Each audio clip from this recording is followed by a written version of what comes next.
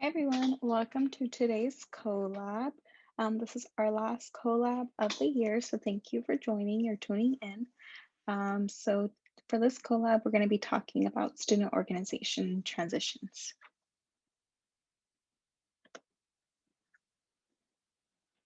So before we get started, I want to go over the mission statement and outcomes of the Office of Student Life and Leadership. So the Office of Student Life and Leadership provides support and fosters student engagement. We empower students through involvement, leadership, and co-curricular opportunities to enhance their time experience at CSUF. Students will be able to develop leadership skills related to their involvement within the organization, and students will have a tight experience related to their involvement with co-curricular opportunities at CSUF.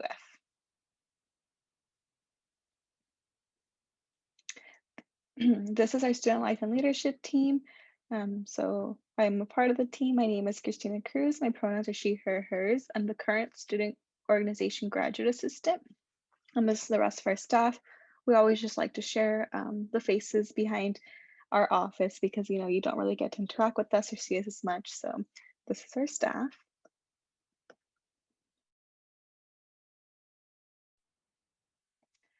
We are broken up into 6 different subcategories. So we have campus activities, community service programs, clubs and organizations, fraternity and sorority life, and leadership programs and sports clubs.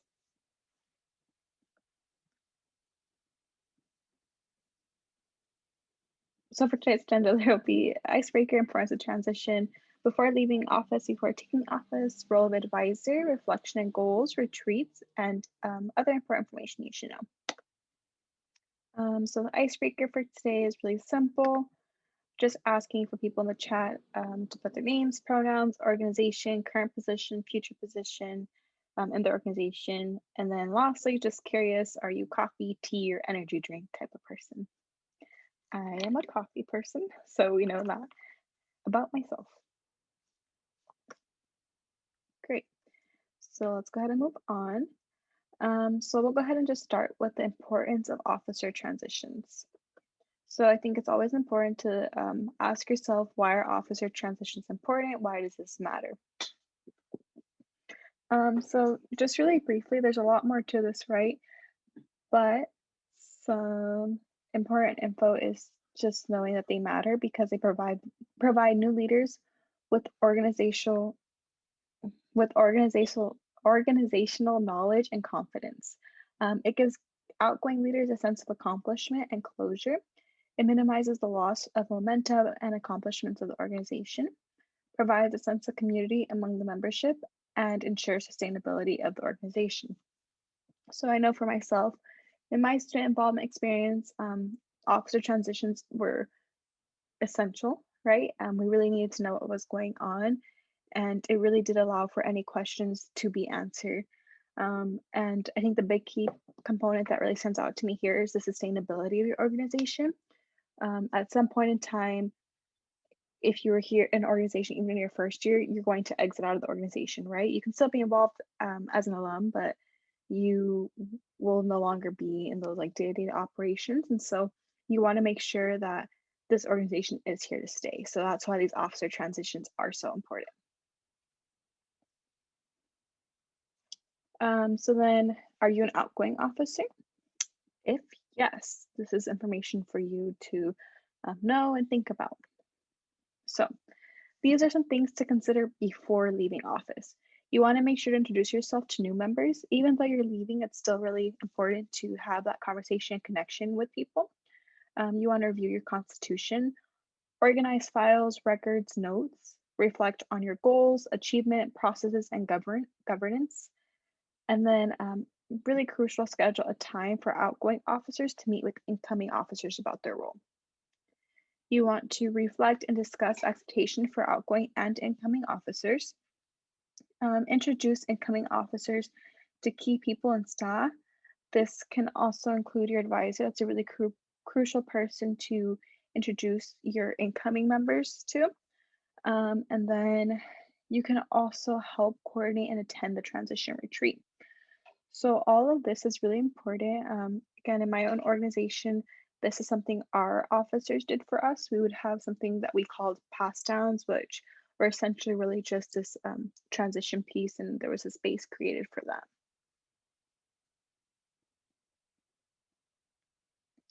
Are you an incoming officer? If yes, these are some things to consider before taking office, right? So you also want to introduce yourself to all organization members, both incoming and outgoing. You want to review constitution, the files, records, and any notes passed down.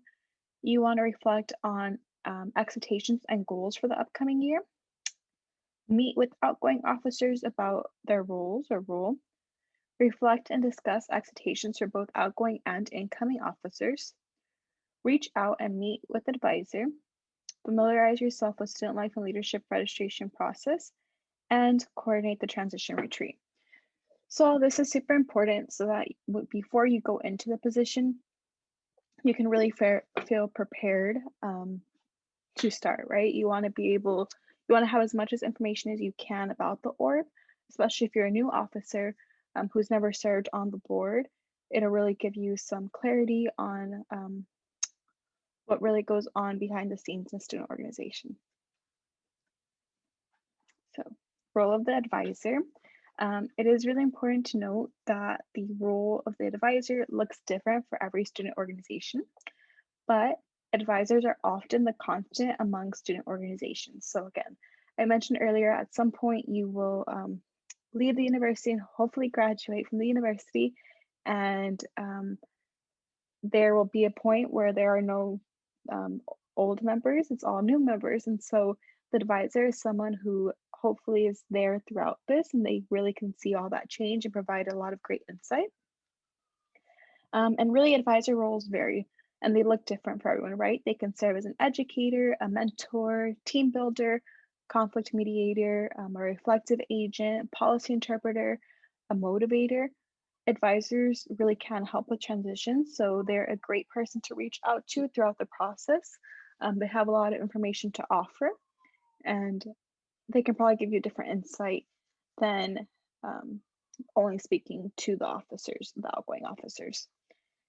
The hope is that advisors maintain regular contact with student org leaders and provide whatever counsel a group or its members might seek.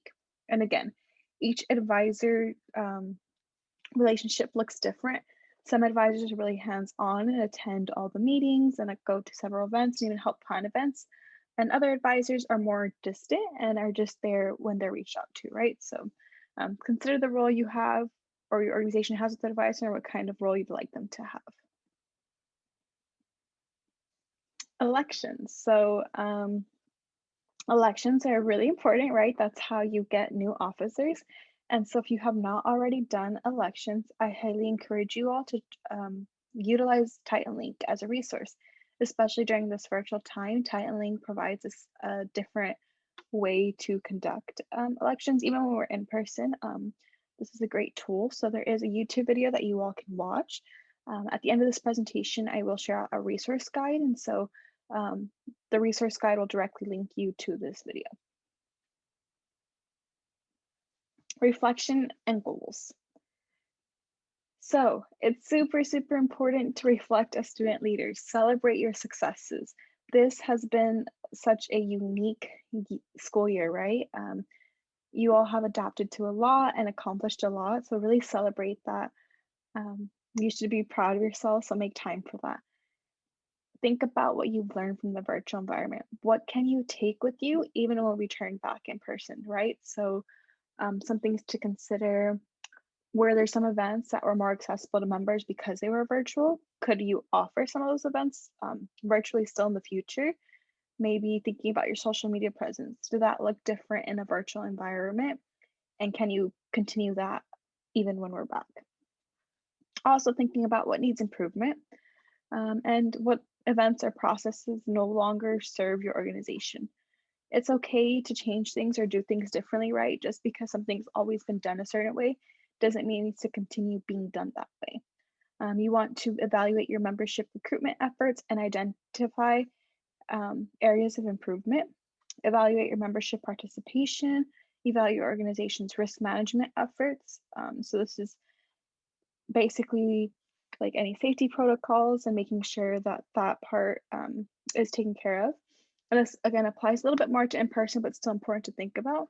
And also evaluate your advisor's involvement. Like I mentioned earlier, if your organization has a specific type of relationship with your advisor and you'd like to change that or involve them more, you can definitely do that moving forward.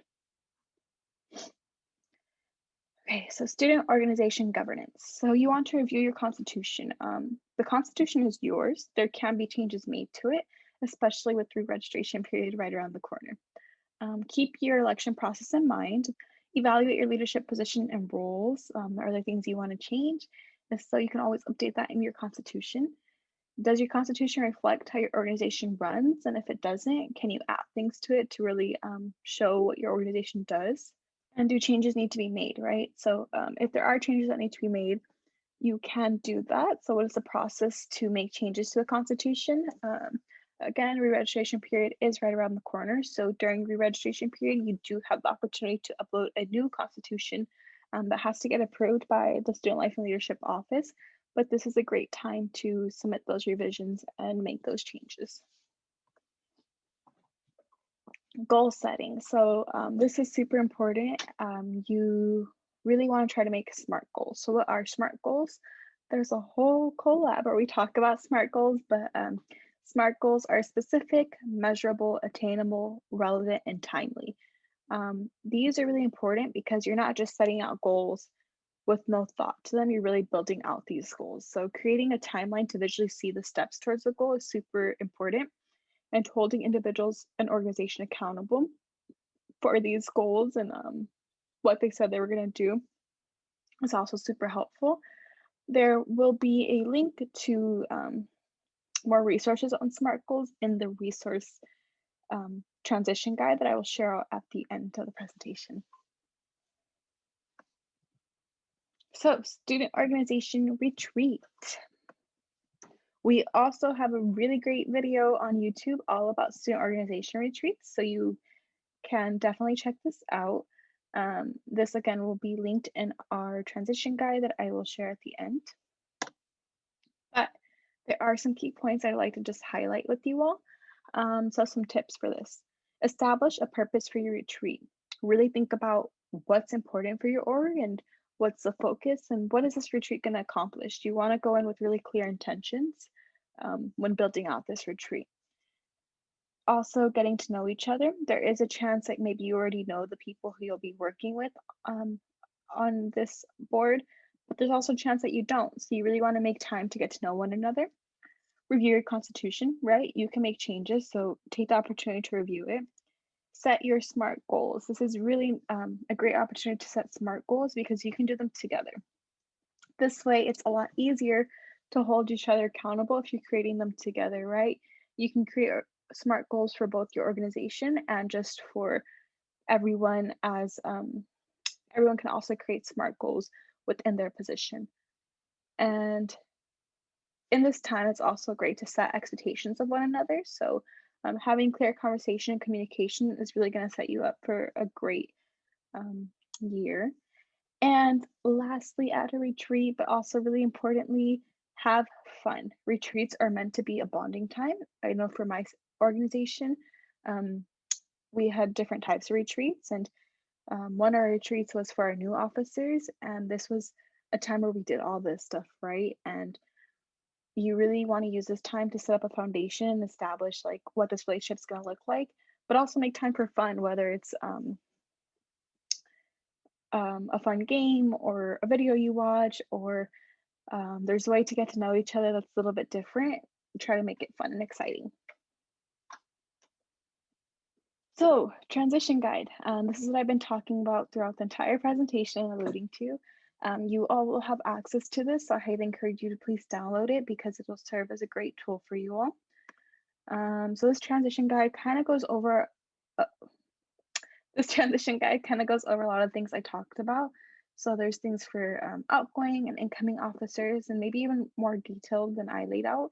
And there's also information on how to have those one-on-one meetings and things you should talk about with incoming and outgoing officers.